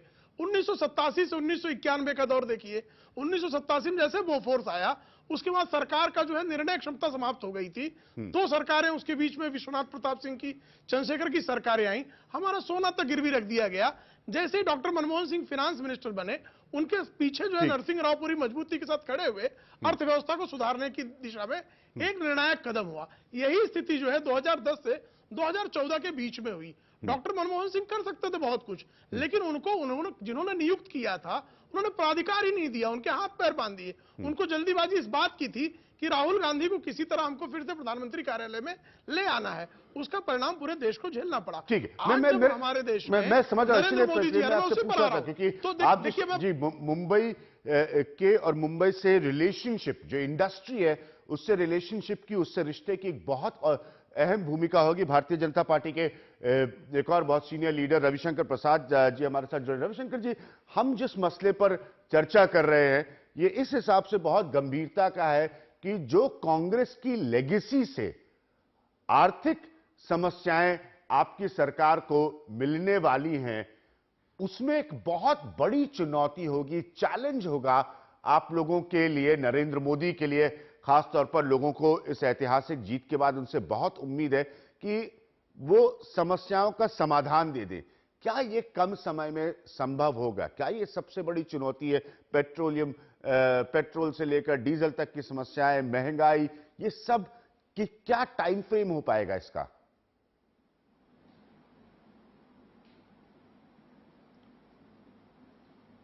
देखिए, कोई 100 दिन का टाइम फ्रेम अगर देने की अपेक्षा करते हैं तो मनमोहन सिंह ने दिया था 100 दिन में महंगाई कम हो जाएगी, 100 दिन में भ्रष्टाचार कम हो जाएगा जी, और वो पूरी तरह से विफल रहे। विज्ञान जी, आपने एक गंभीर विषय उठाया है तो थोड़ा मुझे इसको विस्तार से रखने दीजिए। प्लीज प्लीज थोड़ा मुझे इसको विस्तार से रखने दीजिए। अगर हमारा अतीत एक आईना है तो भविष्य अच्छा होगा। अटल बिहारी वाजपेयी की सरकार जब आई थी 1998 में तो देश की विकास दर 4.3% थी।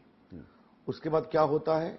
अणुबम का विस्फोट किया, पोखरण का दुनिया ने सैंक्शन लगाया, कारगिल का युद्ध हुआ, संसद पे हमला होता है, ईस्ट एशियन इकोनॉमिक क्राइसिस होती है, 2002 का अकाल पड़ता है, गुजरात के ऊपर भूकंप होता है, भयंकर परेशानी होती है, ये बंगाल और उड़ीसा में भयंकर चक्रवाती तूफान आता है, हजारों करोड़ों का नाश होता है। इन तमाम बाधाओं के बावजूद जब अटल बिहारी वाजपेयी की सरकार जाती है मई 2004 में तो देश की विकास दर थी 8.5%। कभी तो अटल बिहारी वाजपेयी, मुझे उसमें मंत्री रहने का सौभाग्य था, अटल बिहारी वाजपेयी की सरकार ने कभी कहा क्या कि हम महंगाई नहीं रोक पाए क्योंकि कारगिल युद्ध हो गया था, क्योंकि संसद पे हमला हो गया था। सरकार अगर ईमानदारी से काम करे, नियत साफ हो, प्रामाणिकता हो, इंप्लीमेंटेशन हो, डिलीवरी हो। अब इसका मैं आपसे जवाब पूछूं कि 200 फाइल पड़ी रहती है इन्वायरमेंट मिनिस्ट्री में क्लियरेंस के लिए, आपकी टैक्सिंग रिजीम क्लियर नहीं है, छोटे निर्णय में रेंट सीकिंग की जाती है, बिना पैसे के फाइल घसकती नहीं है, उद्योगपति जो बात कही जाए चक्कर लगाते रहते हैं। आप निर्णय को पारदर्शी बनाइए, अपनी आर्थिक नीति स्पष्ट करिए, अपनी टैक्स नीति स्पष्ट करिए, समय से, ईमानदारी से, बिना डिस्क्रिमिनेशन के फैसले करिए। देखिए भारत आगे बढ़ जाएगा। आज जो मैं स्टॉक एक्सचेंज की बात कह रहा हूं वो कोई पैमाना नहीं है, लेकिन नरेंद्र मोदी के स्वाभाविक इसमें आने के संकेत से ऐसी स्थिति क्यों आ रही है? आज से 1 महीना पहले मैं दुबई गया था, एक कार्यक्रम में, एक चैनल का भारतीयों को सम्मान करने का था, तो मुझे आश्चर्य रहा कि मुझे 2 भारतीय मिले, बहुत बड़े हैं, नाम छोड़ दीजिए, नाम वो बहुत पीछे रखते हैं, कि जिस दिन मोदी जी की सरकार बनेगी हम भारत में $1 बिलियन इन्वेस्ट करने का विचार करते हैं। तो आप क्या संकेत देते हैं? मैन्युफैक्चरिंग डाउन है, सर्विसेज डाउन है, बिल्कुल सही बात है, प्राइसेस की बात आपने कही, ये सब हो सकता है अगर इकोनॉमी का विस्तार हो। ये बहुत जरूरी है और हम वो करके दिखाएंगे। रविशंकर जी, एक इंपॉर्टेंट पॉइंट है और उसको मैंने उस समय भी उठाया था। एक बार doctor Manmohan Singh prime minister ने अपनी कांग्रेस पार्लियामेंट्री पार्टी को एड्रेस करते हुए जो लिखित भाषण होता है उसमें यह बात कही थी कि अफसरशाही डर के मारे काम नहीं कर रही है, खासतौर पर इंफ्रास्ट्रक्चर के क्षेत्र में जो तरक्की के आंकड़े होने चाहिए, जो ग्रोथ के नंबर्स होने चाहिए। बार बार मनमोहन सिंह जो है वो ग्रोथ की कहानी को बढ़ाते थे, वो नहीं आ पा रहे हैं क्योंकि ब्यूरोक्रेसी जो है वो फाइलों पर साइन करने के लिए तैयार नहीं है। उसको सीवीसी और इस तरह की संस्थाओं का भय बैठ गया है, डर बैठ गया है। और मुझे बड़ा अजीब लगा कि देश के प्रधानमंत्री ये बात कह रहे हैं। मैंने तब भी ये बात उस कार्यक्रम में कही थी कि देश के प्रधानमंत्री अगर कहें कि ब्यूरोक्रेसी उनकी जो है वो फाइल नहीं साइन कर रही है तो ये बड़ा अटपटा सा लगता है। क्या इस तरह के चैलेंजेस आपके लिए भी हैं?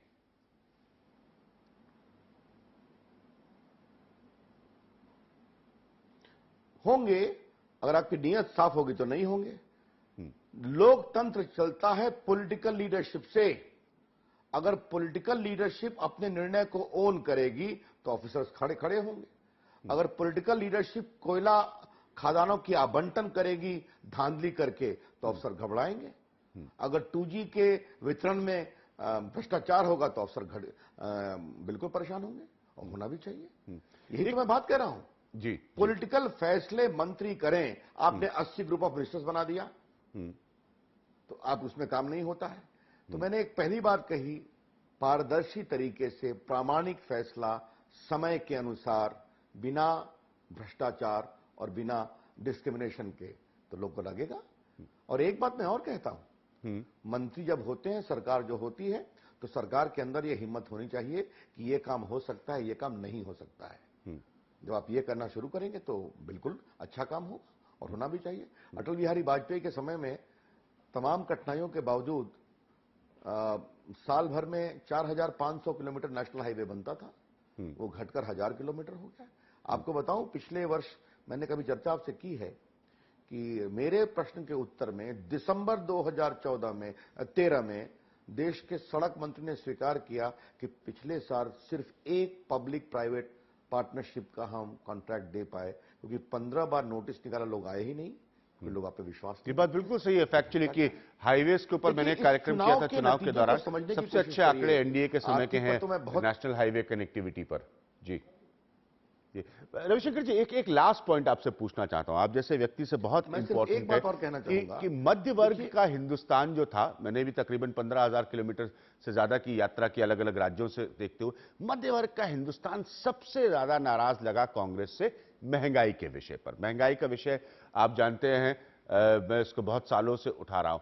महंगाई के लिए क्या आप लोग कोई डेडलाइन रख सकते हैं? लोग जानना चाहते हैं, बहुत मुश्किल विषय है, कॉम्प्लेक्स है अर्थव्यवस्था में। जब आपको जो मिल रहा है, जो हैंडओवर है आपके सामने, उसमें यह आसान विषय नहीं है। आप भी समझते हैं इस बात को, मैं भी समझता हूं। कोई डेडलाइन रख सकते हैं आप महंगाई पर?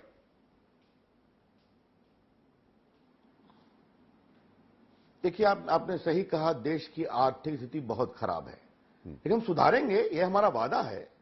और आप डेडलाइन की बात कर रहे हैं, हम डे 1 से सुधारेंगे, पूरी कोशिश करेंगे। ये 100 दिन और 200 दिन की बात नहीं करना है। महंगाई के बारे में मोदी जी चर्चा कर चुके हैं नेशनल काउंसिल में।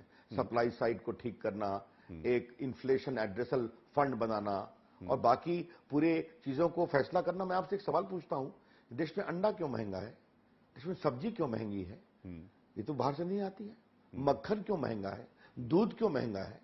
तो कहीं ना कहीं सप्लाई साइड प्रॉब्लम है ना, तो उसके बारे में ईमानदारी से फैसले। दाल क्यों महंगी है? अब बताइए, चना क्यों महंगा है? इन चीजों की चर्चा कर। चीनी क्यों महंगी है?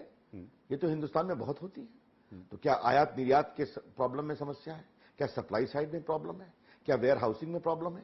कि एक तरफ अभिज्ञान जी बार बार महंगाई की बात करते हैं और दूसरी ओर आपके गोडाउन में ऐसा सड़ता है अनाज कि आपको उससे शराब बनाने वाले सुप्रीम कोर्ट कह चुकी है कि आपके गोडाउन में अनाज सड़ रहा है। बिल्कुल सही बात। ये सवाल है सप्लाई साइड के, मैनेजमेंट के, फूड इकोनॉमी के मैनेजमेंट के। देखिए, मैं एक बात और अंतिम कहना चाहता हूं, आप जरा इस बात को मैं चाहता हूं कि अभिज्ञान जी के शो को लोग देखते हैं। इस चुनाव के नतीजों को समझने की कोशिश करिए। यह चुनाव भावनाओं का नहीं था, यह चुनाव आशा का था।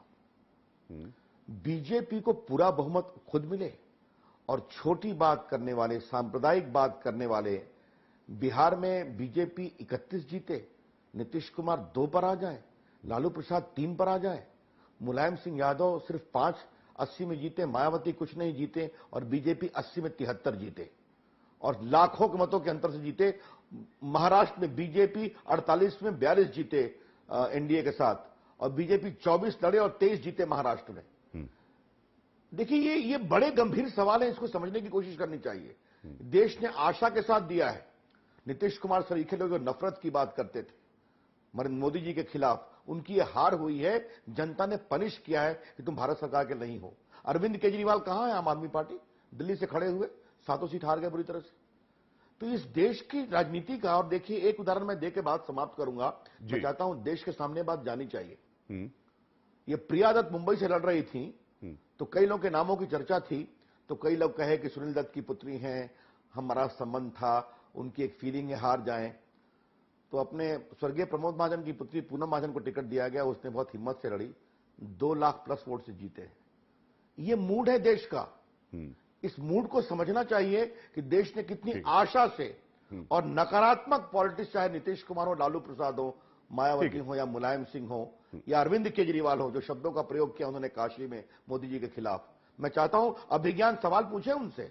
हमसे तो आप बहुत पूछते हैं, आपका अधिकार है। बिल्कुल बिल्कुल, मैं बिल्कुल तैयार हूं। मैं तो हमेशा कहता हूं हर किसी नेता के बारे में कि मुझे इंटरव्यू दे। लालू प्रसाद से, अरविंद केजरीवाल से पूछे। जी बिल्कुल बिल्कुल। और रविशंकर जी, एक छोटी सी रिक्वेस्ट आपसे ये भी रहेगी मेरी आखिर में कि मैं सवाल नरेंद्र मोदी जी से भी पूछना चाहता हूं। अभिज्ञान नहीं, एक मिनट। अभिज्ञान जी, जी जरूर पूछिए आप, लेकिन अभिज्ञान जी मैं चाहता हूं इन लोग की राजनीति का सवाल अभिज्ञान के शो पे उठना चाहिए। बिल्कुल उठेगा। देश को आपने आज नीतीश कुमार ने कहा कि सांप्रदायिक बात हुई थी, जो उन्होंने रिश्ता तोड़ा वो सांप्रदायिकता नहीं थी क्या? तो राजनीति आज बहुत आगे गई है इन दीवारों से। ठीक है। और मैं चाहता और हूं आपके आने से पहले हम लोगों ने इस पर बाकायदा चर्चा की। रविशंकर जी आगे भी करते रहेंगे। मेरी एक अरविंद केजरीवाल से जी अरविंद केजरीवाल से जरूर मैं इल्तिजा करूंगा एक इंटरव्यू के लिए, और मेरी रिक्वेस्ट आप नरेंद्र मोदी तक जरूर पहुंचा दीजिएगा। रविशंकर प्रसाद हम से जुड़ रहे थे, बात कर रहे थे, बहुत गंभीर विषय है जिस पर हम चर्चा कर रहे थे, जिसे मैंने आपको आज समझाने की कोशिश की। अक्सर आप देखते हैं कि कौन मंत्री बनेगा, किसको क्या पोर्टफोलियो मिलेगा, नहीं, इससे कहीं ज्यादा इंपॉर्टेंट है। और मैं इसीलिए इस बात पर जोर दे रहा हूं कि जो आप आर्थिक स्थिति में बैठे हैं इसको समझना बहुत जरूरी है, क्योंकि आर्थिक फैसले वो सियासी लोग जो बैठते हैं वो लेते हैं। आज सियासत का स्वरूप ये बदला है कि एक सरकार को ऐतिहासिक बहुमत मिला है। आपके हमारे लिए सारे फैसले इस सरकार के मुखिया नरेंद्र मोदी लेने वाले हैं, इसीलिए ये बहुत इंपॉर्टेंट है। कहीं मत जाएगा, मैं एक छोटे से ब्रेक के बाद आ रहा हूं।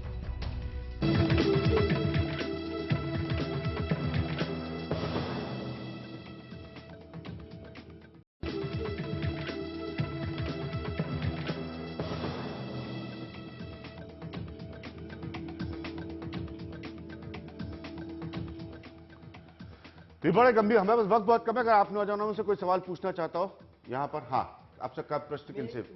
मैं बीजेपी की सभी लोगों से है। हाँ। ये एक शो में दिखाया गया था कि बीजेपी की 30% कैंडिडेट पे क्रिमिनल चार्जेस है। हाँ। उसके नेक्स्ट डे ना वो नरेंद्र मोदी जी ने उस पर कहा था कि जब हमारी सरकार बनेगी तो मैं उसके खिलाफ में एक्शन लूंगा।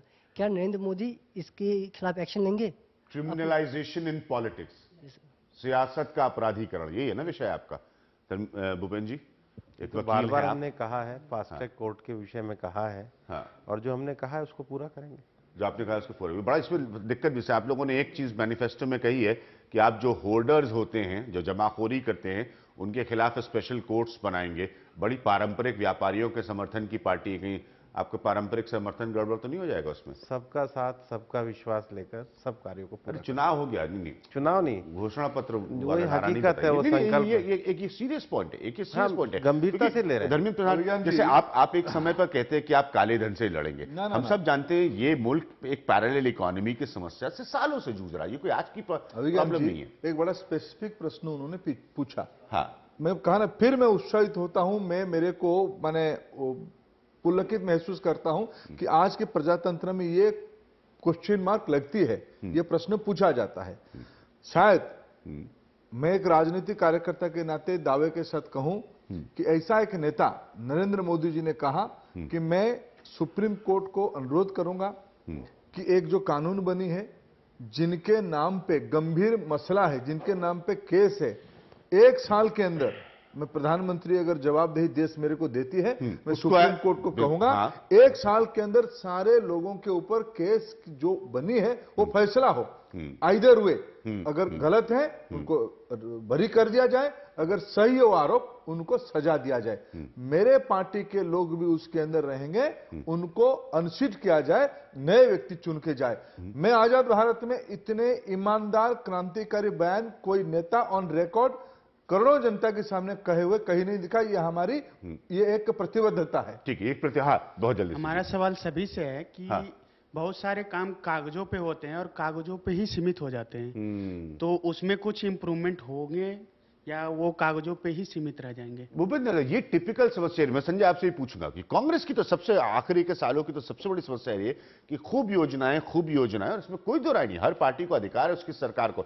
लेकिन कांग्रेस की सबसे बड़ी समस्या जो हम लोगों को नजर आई जर्नलिस्ट के तौर पर इस चुनाव में घूमते हुए, कि उनकी अच्छी बात भी नीचे तक नहीं पहुंची, उनकी कोई अच्छी नीयत का काम भी, अच्छी नीति का काम भी नीचे तक नहीं पहुंचा।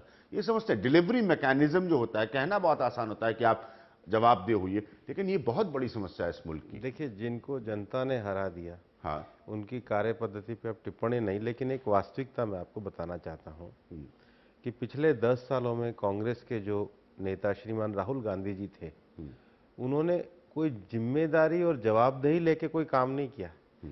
केवल इवेंट किए। तो जो लोग इवेंट करेंगे वो नीचे क्या ले जाएंगे। राजस्थान में अशोक गहलोत जी की सरकार रही, इतनी बड़ी योजनाएं, उन्होंने अपनी योजनाओं का ढिंडोरा पीटा, लेकिन योजनाएं तो कहीं थी ही नहीं। पानी, बिजली, सड़क, शिक्षा जैसी, चिकित्सा जैसी जो मूलभूत सुविधाएं हैं, 60 सालों में अगर आप उसका समाधान नहीं कर पाए हैं, 60 सालों में अगर वो आप नीचे तक हकीकत को पहुंचा नहीं पाए हैं, तो आपने देश की जनता के साथ धोखा दिया है। जनता ने आज उनको करारा जवाब दिया है, हमें एक बड़ी जिम्मेदारी दी है, हम उसको बड़ी विनम्रता और गंभीरता दोनों तरीके से लेते हैं। संजय, ये बहुत बड़ी समस्या बनती जा रही है राज्य सरकारों के लिए भी, और ये भी फैक्ट है कि जिन राज्य सरकारों ने, क्योंकि अब ये तो बहुत स्पष्ट हो गया है कि इस मुल्क में एक खास तरीके का एंटी इनकम्बेंसी मूड नहीं होता है। अगर आप खराब काम कर रहे हैं तो बीजेपी इन आंकड़ों के साथ आएगी, अगर आप अच्छा करते हैं तो सरकारी दोहराई भी जाती है। लेकिन ये एक खास तरीका बन गया है कि आप पैसा दीजिए, भेजिए और वो नीचे ना पहुंचे। देखिए, इन्होंने जो बात कही ना कि एक्ट, कुछ दिन पहले अगर वेबसाइट पे, नरेंद्र मोदी के वेबसाइट पे शुरू होता था एक्ट एक्ट एक्ट एक्ट, मतलब यूपीए के, और टाइम फॉर एक्शन, और वो अपने भाषण में भी कहते थे। तो इसलिए ये बड़ा इंपॉर्टेंट चीज है कि, और जितने तरह के सवाल आप आ रहे हैं, सीधे सवाल है, आकांक्षाएं इतनी बड़ी हैं, इतनी वैरिड हैं, और सारे का सारा इलाज, निदान एक आदमी से जल्दी लोग एक्सपेक्ट कर रहे हैं। ठीक है, ये भावनाएं इस तरह की होनी चाहिए। देश में इतना डिस्पोंडेंसी का मूड है कि नरेंद्र मोदी के आने से, और जिस तरह का लोगों ने मत भी दिया है, वो उम्मीदें काफी ज्यादा हैं। दूसरी चीज है कि देखिए, जैसे वही गड्ढे भरने की बात है, जो वो कह रहे थे कागज पे काम, कुछ गड्ढे ऐसे भरे जाते हैं जो हर बरसात में टूटते हैं, और कुछ गड्ढे ऐसे भरे जाते हैं जहां से नवनिर्माण की प्रक्रिया शुरू होती है। बिल्कुल, नवनिर्माण की प्रक्रिया शुरू होती है। आप किस तरह से प्रोसेस को स्टार्ट करना चाह रहे हैं, वो उस पे नियत और नीति दोनों ही चीजें होती हैं। यूपीए ने कुछ, देखिए, कोई रोजगार की अगर योजना थी, मनरेगा, तो वो योजना गलत नहीं थी।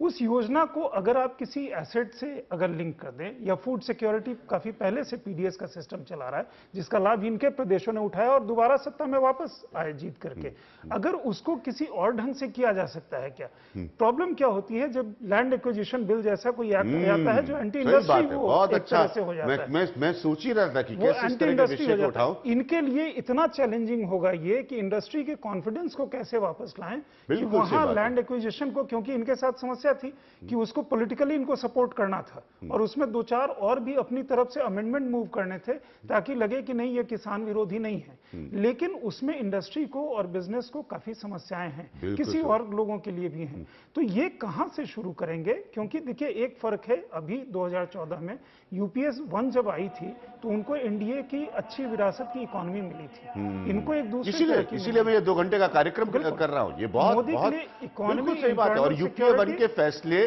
ज्यादा बेहतर थे, जिसकी वजह से यूपीए 2 आई, और यूपीए 2 के फैसले, खासतौर पर आर्थिक फैसले, इतने खराब नीतिगत नजर आने लगे कि फिर वो धीरे धीरे करके कांग्रेस की लोकप्रियता का ग्राफ गिरता रहा। बहुत अच्छे पॉइंट संजय सिंह ने रेट्स के यहां पर उठाया। वक्त हमारे लिए एक छोटे से ब्रेक का। भूपेंद्र यादव और धर्मेंद्र प्रधान जी हमारे साथ नहीं होंगे, प्रकाश जावड़ेकर जी हमारे साथ जुड़ेंगे। हम ये गंभीर चर्चा जारी रखेंगे, समझने की कोशिश करिए। एक ऐतिहासिक मैंडेट आप लोगों ने, देश की जनता ने दिया है, और इस मैंडेट की वजह से आप लोगों को ऐतिहासिक उम्मीदें भी हैं, इस बात को मैं समझता हूं। एक छोटे से ब्रेक के बाद आ रहा हूं।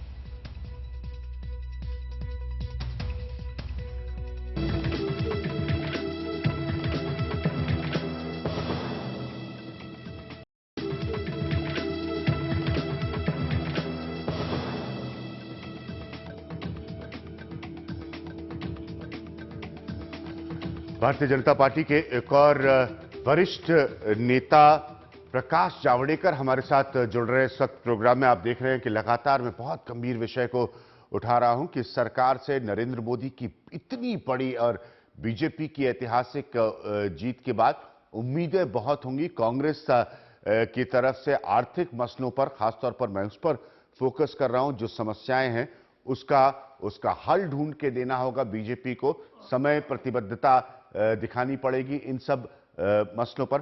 संजय, जैसे आपने कहा लैंड एक्विजिशन जैसे मसले हैं कि भूमि अधिग्रहण बिल है, इससे पहले अगर हम आर्थिक मसलों पर आए, बहुत सारे ऐसे फैसले हैं जिनकी एक तरह से इंडस्ट्री भी आलोचना करने लगी थी कांग्रेस सरकार की।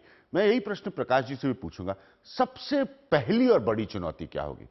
मैंने रविशंकर प्रसाद से पूछा था कि क्या 100 दिन आप मुकर्रर करेंगे महंगाई कम करने के। मनमोहन सिंह की तरफ से इस तरह के बयान आए, विफल रहे और बहुत लोकप्रियता गिरी। मुझे लगता है कि सबसे बड़ा फ्रंट, जो पहला फ्रंट इनको टैकल करना चाहिए जन आकांक्षाओं के हिसाब से, वो है महंगाई का। मैं एक सैंपल के तौर पे अभिज्ञान आपको कहूंगा। कल मैं आ रहा था, एक ड्राइवर ने बड़ी अच्छी बात कही। उसने कहा कि देखिए, हमने वोट इसलिए दिया कि अटल जी के जमाने में जब कारगिल की लड़ाई हुई थी उस समय भी दाम महंगे नहीं हुए थे, तो अगर आकर के ये नहीं करेंगे तो हमारी आकांक्षा पे वो नहीं होगा। प्रकाश जावड़ेकर जी,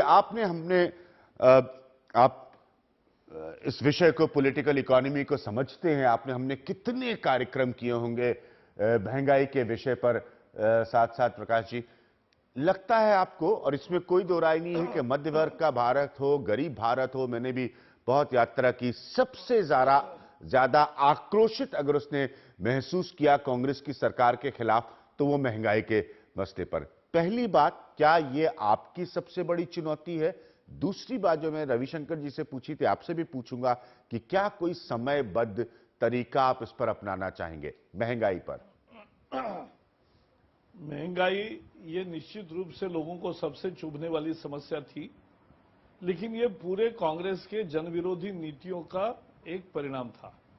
पहले तो उन्होंने 14, 15, 17 बार केवल इंटरेस्ट रेट बढ़ाए। ये महंगाई रोकने का उपाय नहीं है।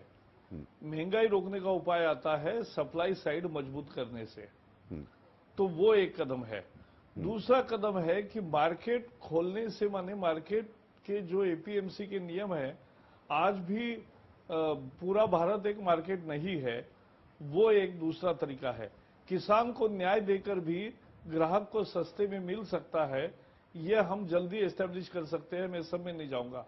लेकिन एक अनोखा प्रयोग हमने किया था जब बीजेपी सत्ता में आई थी महाराष्ट्र में 95 में। तो जिस दिन हमने सत्ता में आए शपथ ली जी, उस दिन जो गेहूं, चावल, दाल, तेल और नमक, 5 चीजें, इनके जो दाम उस समय थे राशन पर, तो उसी पर हमने फ्रीज किया था कि ये 5 चीजें मिलेगी भी राशन पे और इसी दाम पे मिलेगी, भले केंद्र ने बढ़ाए नहीं बढ़ाए, बाजार में बढ़े नहीं बढ़े, 5 चीजों के दाम वही होंगे 5 साल की जो हमारे शपथ के दिन थे। और हमने उसमें सब्सिडी दी और लोगों को मिला। तो राहत देने के अनेक तरीके होते हैं, ये मैं बताने के लिए कह रहा हूं जी। तो राहत भी मिलेगी, किसी दूसरे तरीके से भी मिल सकती है, और दूसरा ये मूल जो गलत अप्रोच है इनका वो बदलेंगे जी। एक पॉइंट प्रकाश, जिसमें मैंने कहा कि आप उन लोगों में से हैं जो आर्थिक मसलों को बहुत अच्छी तरह से समझते हैं। मेरे पास बहुत कम समय है। सब्सिडी पर जो बहस रही है भारतीय जनता पार्टी और आप जैसे वक्ताओं को मैंने सुना है अपनी बात संसद और संसद के बाहर रखते हुए, सब्सिडी जैसे विषय पर अब क्या अप्रोच नई अर्थव्यवस्था के साथ किसी सरकार का हो सकता है? प्रोडक्टिव उत्पादक सब्सिडी जो है वो अच्छी सब्सिडीज है, तो अच्छी सब्सिडी को कायम रखना चाहिए, अच्छा बनाना चाहिए। लेकिन जो अनुत्पादक सब्सिडी है और जिसको राजीव गांधी कहते थे कि 100 रुपए भेज रहे और 10 रुपए लाभार्थी को मिल रहा है, तो ऐसे जो चीजें हैं वो बंद करने हैं। इसके लिए काम करना पड़ता है मिशन मोड में, कमीशन मोड में नहीं। और इसलिए हम कहेंगे कि भाई एक ही कहेंगे कि सब्सिडी का गरीब को जो शिक्षा है, स्वास्थ्य है, खाद्यान्न है और बाकी रोजमर्रा के जीवन में उसको लाभ मिलना चाहिए देश के तरक्की का, वो मिलने के लिए और किसान को प्रोत्साहन देने के लिए कि किसान उत्पादन ज्यादा बढ़ा सके, उत्पादकता बढ़े, तो प्रोडक्टिविटी बढ़ाने वाले हर चीज को सब्सिडी देना उचित है। जहां पर सब्सिडीज वेस्ट है। हाँ, बहुत साफ तरीके से आपने अपनी बात रखी, बहुत बहुत शुक्रिया। नई सरकार के नए एजेंडे पर आज थोड़ा सा कम समय था प्रकाश जावड़ेकर जी से बात करने का। मैं इस विषय को उठाता रहूंगा, ये बहुत बहुत अहमियत रखते हैं। सियासी घटनाक्रम, कौन मंत्री बनेगा कौन नहीं बनेगा, ये सब बहुत अहमियत रखते हैं, लेकिन सबसे ज्यादा अगर किसी नई सरकार के आने पर अहमियत रखता है तो सरकार चलाने, गवर्नेंस का मसला, क्योंकि उसी की नीतियों और उम्मीदों पर आपने इतना बड़ा फैसला दिया है अपना भारतीय जनता पार्टी और एनडीए को। मैं ये विषय उठाता रहूंगा, गंभीर विषय। फिलहाल नमस्कार।